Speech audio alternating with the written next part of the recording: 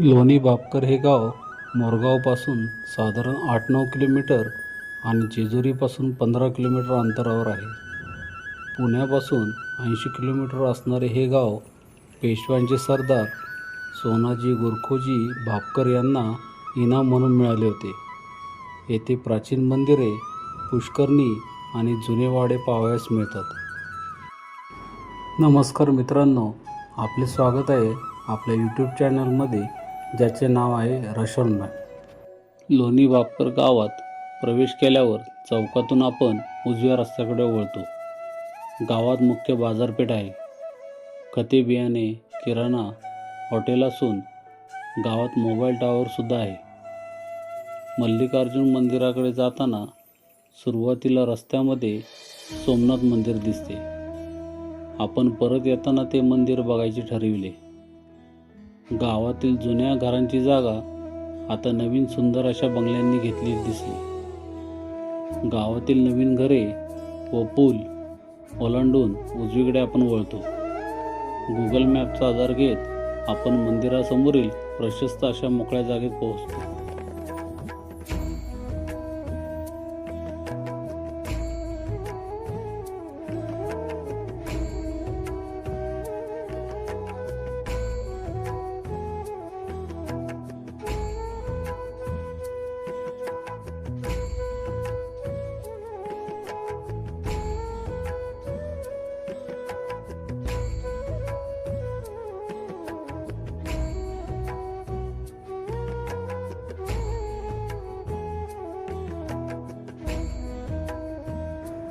गावातील मुख्य आकर्षण असलेले मल्लिकार्जुन मंदिर यादवकालीन असून भूमिज आणि हेमाडपंथी शैलीचे मिश्रण आहे. मंदिराचा खालचा भाग दगडी आहे तर वरचा कळस बाचक्या विटा आणि चुन्याचा बनलेला आहे. मल्लिकार्जुन हे नाव सामान्यतः श्रीशैलम येथील ज्योतिर्लिंगाशी जोडलेले आहे. मल्लिका म्हणजे पार्वती आणि अर्जुन म्हणजे शिव.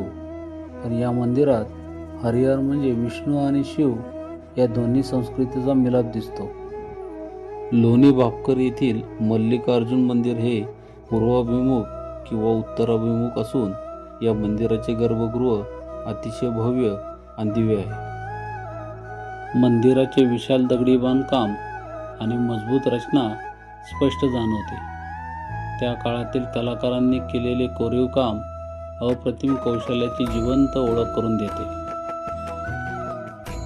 शतकानुशतके उभे असलेले हे मंदिर महाराष्ट्राच्या सांस्कृतिक वारशाचे अमूल्य प्रतीक आहे.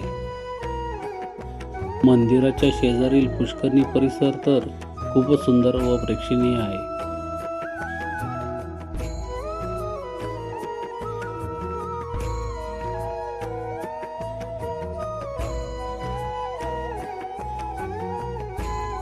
जगातील दुर्मिळ यज्ञवराहमूर्ती येथे मंदिराच्या आवारात एका चिंचेच्या झाडाखाली आहे. यज्ञवराह म्हणजे विष्णूचा वराह अवतार. ही अत्यंत दुर्मिळ मूर्ती येथे आहे. वराहाच्या अंगावर असलेल्या या लहान 142 मूर्ती म्हणजे केवळ नक्षी नसून ते विष्णूचे विविध अवतार, ऋषीमुनी आणि देवगण आहेत. असे मानले जाते की जेव्हा वराहाने पृथ्वीला समुद्रातून बाहेर काढले तेव्हा संपूर्ण सृष्टी त्याच्या अंगावर विसावली होती. वराहाच्या पायाशी नागदेवता आणि पृथ्वी देवीचे रूप कोरलेले आहे. अशा प्रकारची शिल्पे संपूर्ण भारतात खूप कमी ठिकाणी आढळतात. वराह दर्शन करून पुढे येताच गावातील काही ज्येष्ठ मंडळी चर्चा करताना दिसली. आता हे दृश्य फक्त गावाकडेच पाहायला मिळते. काहीतरी आपण निदान श्रीफळ तरी आपल्या देवस्थान काम जग मला 100 रुपयाची नोट गल्ल्यात टाकली देवाच्या. बरोबर. मग नारळ किंवा मंदिराच्या आवारातील वराह दर्शन करून आपण मंदिराच्या पायऱ्यावरील सुंदर नक्षीकाम बघितल्यानंतर मंदिराच्या परिसरात येतो. मंदिर परिसरात सुंदर नंदी आपले लक्ष वेधून घेतो. मंदिरासमोर बसलेला विशाल नंदी श्रद्धा, शक्ती आणि भक्तीचे प्रतीक मानला जातो.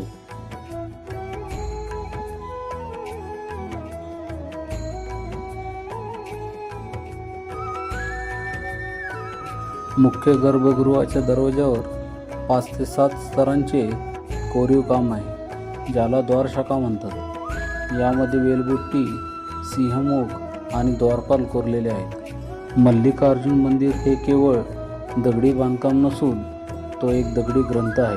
प्रवेशद्वारावर विष्णूंची चिन्हे असून आत शिवपिंडी आहे. हे या ठिकाणचे सर्वात मोठे वैशिष्ट्य आहे. दरवाजावरील कोरलेली श्री गणेशांची सुंदर प्रतिमा शुभारंभ, मंगलता आणि संरक्षणाचे प्रतीक मानले जाते.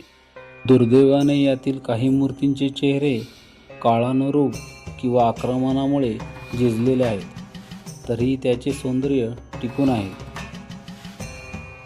बाहेरील सुंदर नक्षीकाम बघत आपण मुख्य दरवाजातून आत प्रवेश करतो. मंदिराच्या सभामंडपात प्रवेश करताना जमिनीवर एक दगडी कासव कोरलेले आहे. सभामंडपाचे खांब नक्षीदार आहेत. प्रत्येक खांबावर खालच्या बाजूला कीर्तिमुख आणि वरच्या बाजूला भारवाहक यक्ष कोरलेले आहेत. काही खांबांवर मदनिका विविध मुद्रांमध्ये आहेत. छताचे कोरीव काम तर इतके अप्रतिम आहे की हे काम बघतच राहावे. छतावर विकसित कमळाची आकृती किंवा चक्राकार नक्षी पाहावयास मिळेल, जी यादवकालीन वास्तुशिल्पाचे वैशिष्ट्य आहे.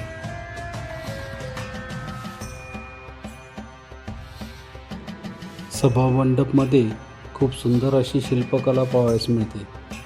खांबावर नर्तक, वादक, शिकारीचे प्रसंग आणि कृष्णलीला, कालिका मर्दन अतिशय सुंदरपणे कोरलेले आहेत. मंदिरामध्ये शिल्पपट्टांमध्ये कृष्णलीलाचे चित्रण असून ते तुळयांवर ठळकपणे प्रदर्शित केले आहे. दक्षिण तुळईवर वासुदेवाचा देवकीशी झालेला विवाह दर्शविला आहे. पूर्वेकडील शिलावर कृष्ण रासलीला, गोपिका, गायी कोरलेल्या आहेत. उत्तरेकडील शिलावर कृष्ण व बलराम यांनी मुष्टिक आणि चानुरा यांच्या विरुद्ध केलेल्या युद्धांचा समावेश आहे. पश्चिमेकडील शिलावर गोवर्धनाचे दृश्य आहे. कृष्णांसोबत गोप, नंद आणि यशोदा आहेत. पुरातत्व विभागाच्या नोंदीनुसार हे दगडी मंदिर ऐतिहासिक वारसा लाभलेले अतिप्राचीन मंदिर आहे. मंदिरातील छतावरील हे नक्षीकाम खूपच सुंदर आहे. ही कलाकुसर बघण्यासारखी आहे. आम्ही ती पुन्हा पुन्हा बघतच राहिलो. यावरील दृश्ये आणि कलाकुसर वेळ देऊन नक्की बघा.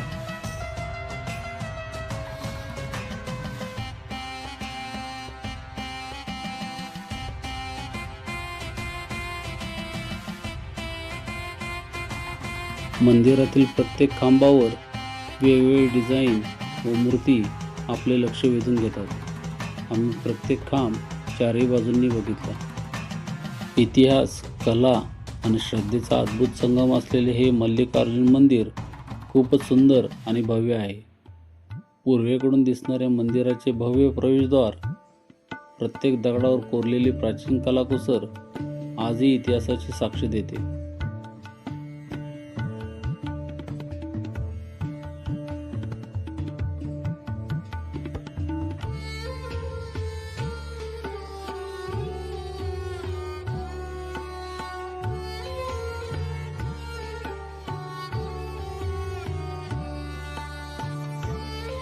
मंदिराच्या गर्भगृहाच्या प्रवेशद्वारात असलेल्या दैवी मूर्तीचे व गणेशजींचे दर्शन घेऊन आत प्रवेश केला.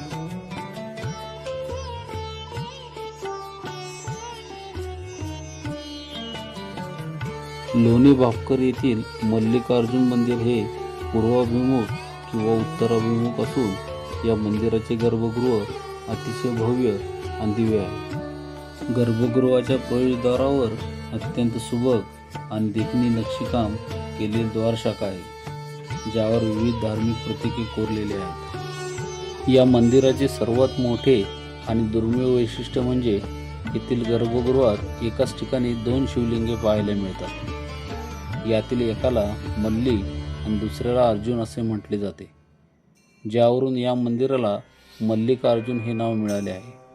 मंदिरात नित्यनेमाने होणारी पूजा आणि महादेवाच्या मंत्रघोषाने गर्भगृह नेहमी दुमदुमलेले असते. गर्भगृहामध्ये प्रवेश केल्यावर वातावरणात एक वेगळी शांतता आणि सकारात्मक ऊर्जा जाणवते. लोणी भापकर गावातील हे मल्लिकार्जुन मंदिर महाराष्ट्राचे समृद्ध ऐतिहासिक आणि धार्मिक वारशाचे उत्तम प्रतीक आहे. दत्त मंदिराच्या अगदी जवळच मल्लिकार्जुन मंदिराच्या प्रांगणात एक प्राचीन आणि भव्य पुष्करणी बांधलेली आहे. मंदिरासमोर 64 कोनाड्यांनी सुशोभित केलेली एक पायऱ्यांची पुष्करणी आहे. असे मानले जाते की यापैकी काही कोनाड्यांमध्ये एकेकाळी विष्णूच्या 24 अवतारांच्या मूर्ती होत्या. पावसाळ्यात पुष्करणी पाण्याने तुडुंब भरली असते, पण उन्हाळा आला की पाणी ओसरते.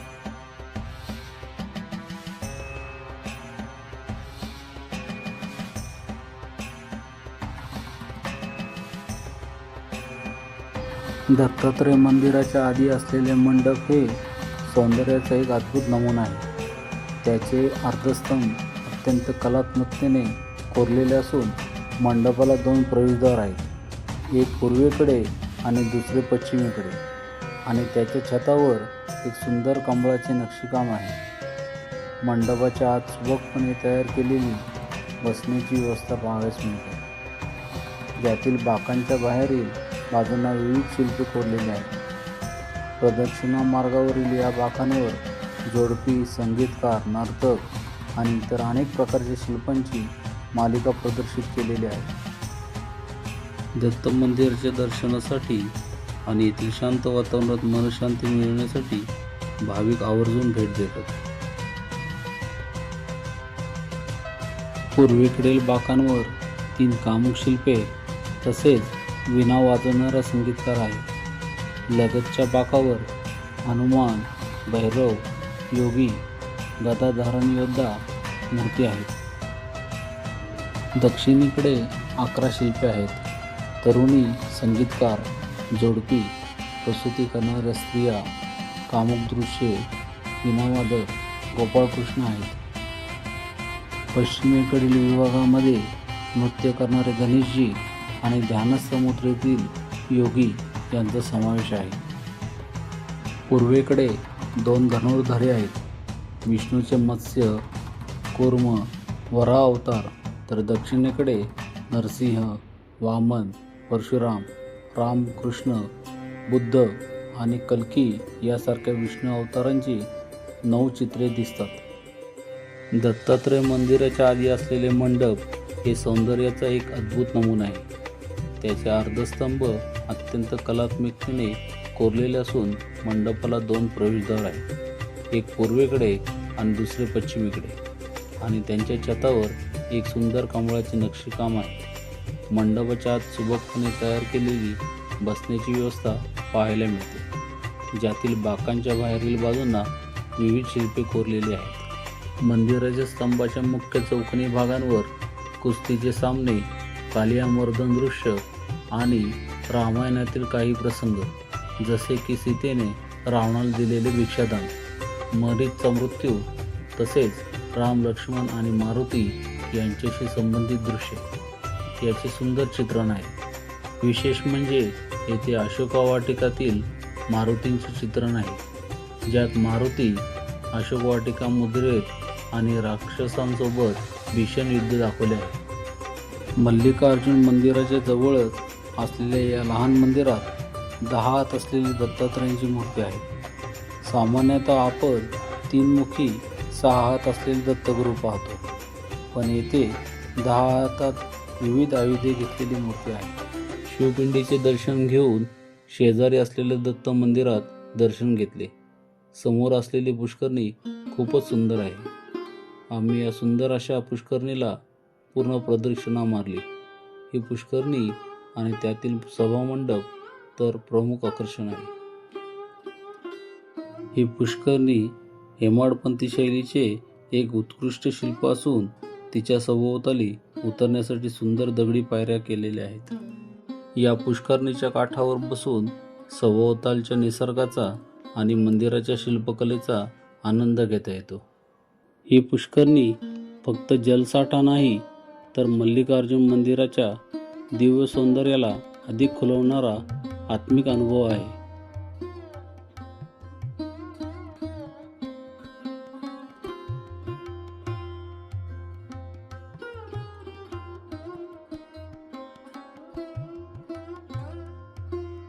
मल्लिकार्जुन मंदिर येथील प्राचीन पुष्करणी व सभामंडप दगडी स्थापत्यकलेचा एक अद्भुत वारसा.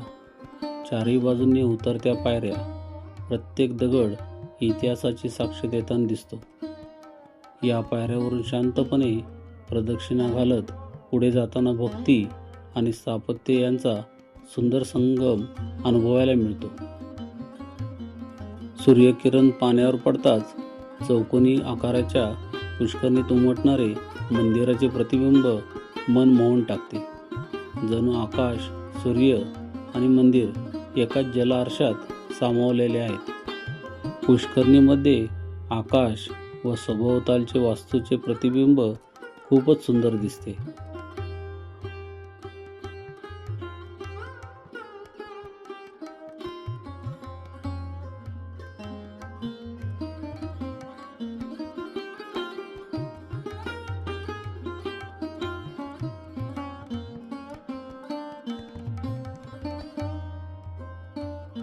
मंदिर परिसरात असलेल्या होम हवन व थोर महाराजांच्या फोटोचे दर्शन घेतले.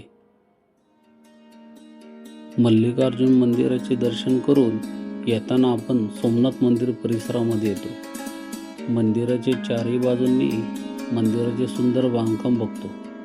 मंदिराच्या पायरी शेजारी सुद्धा विरगळ आपले लक्ष वेधून घेतात. रस्त्याच्या एकदम बाजूला असलेले हे शंभू महादेवाचे मंदिर आवर्जून बघावे असे आहे.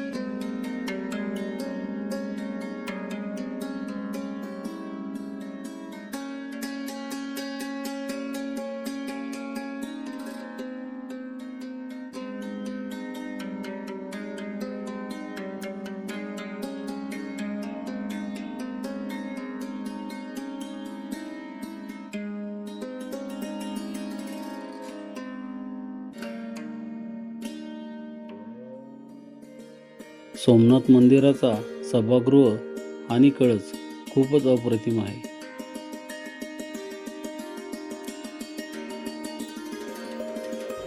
सोमनाथ मंदिर हेमाडपंथी शैलीचे असून यात प्राचीन भारतीय स्थापत्य शैलीचे दर्शन घडते.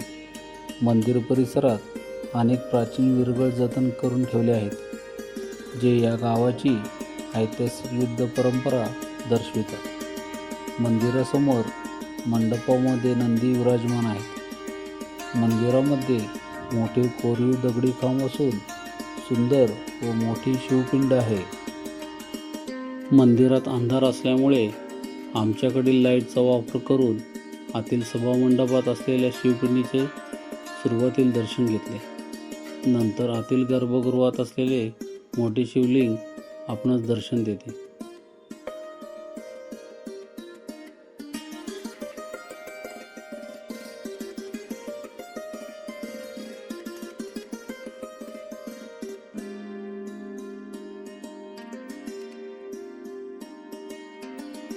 आम्ही शिवलिंगावर मस्तक ठेवून मनोभावे दर्शन घेतले.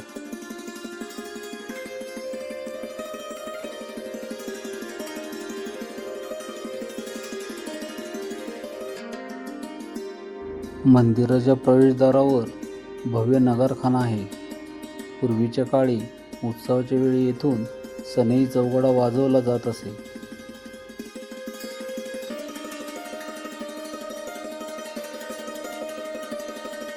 भैरवनाथ मंदिराच्या महाप्रवेशद्वारासमोरील छोट्या मंदिरातील शिवपिंडीचे प्रथम दर्शन घेतले. प्रवेशद्वारावरील नगारखाना खूपच प्रशस्त आणि भव्य आहे. या प्रवेशद्वारामधून आपण पुढे आलो की भैरवनाथ मंदिराचे दर्शन होते. समोरील दोन भव्य दीपमाळा नजरेत भरतात. मल्लिकार्जुन मंदिर हे जर शिल्पकलेचा नमुना असेल तर भैरवनाथ मंदिर हे गावाच्या जिवंत परंपरेचे आणि श्रद्धेचे केंद्र आहे. मंदिर परिसरात सुरुवातीला शिवपिंड व दोन नंदी यांचे दर्शन होते. भैरवनाथ मंदिर हे सुस्थितीत असून त्याचे बांधकाम मराठा कालखंडातील शैलीचे आहे.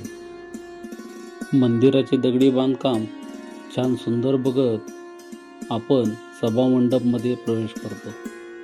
उजवीकडे गणेशजींचे दर्शन घेऊन पुढे आपणास मोठे दगडी कासव दिसते. पाया पडून आपल्याला मुख्य नक्षीदार असा दरवाजा दिसतो. खूपच सुंदर नक्षीकाम आहे. लाकडी दरवाजामधून आपण मुख्य गाभाऱ्यात येतो. मूर्तीसमोरील लाकडी नक्षीकाम लक्ष वेधून घेते. गर्भगृहात वज्रपीठावर काळभैरवनाथ आणि जोगेश्वरीच्या काळ्या पाषाणातील मूर्ती विराजमान आहेत.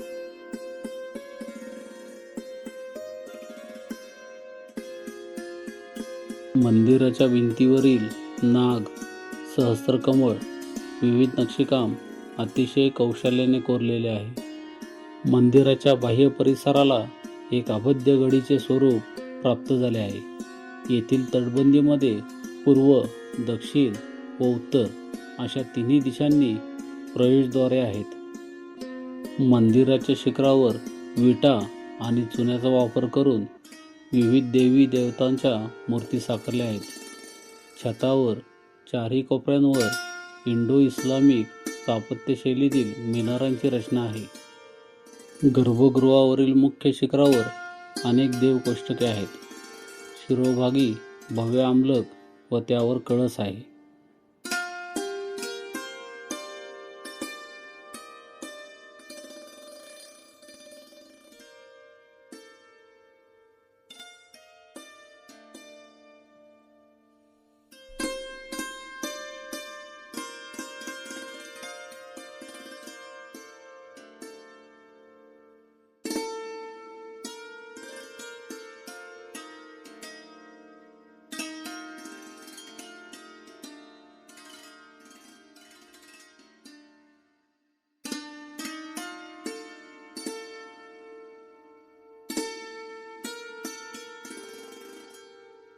आम्ही चॅनलवर आत्तापर्यंत जे व्हिडिओ तयार केले ते आपणास कसे वाटले, त्याबद्दल काही सूचना किंवा आपण एखादे नवीन ठिकाण सुचवणार असाल की तेथे आम्ही आवर्जून गेले पाहिजे, अशा कमेंट आणि लाईक्स जरूर करा. आमच्याकडून नजरचुकीने इतिहास व कोणत्याही प्रकारची चूक झाल्यास आम्ही दिलगिरी व्यक्त करतो. व्हिडिओ आवडल्यास नक्की आपल्या मित्रपरिवारास नक्की शेअर करा. आपल्या पाठिंब्याची गरज आम्हाला खूप आहे. आपला रेशॉन मॅप परिवार खूप वाढवायचा आहे. त्यासाठी आपले सर्वांचे धन्यवाद व आभार. ओम नमः शिवाय.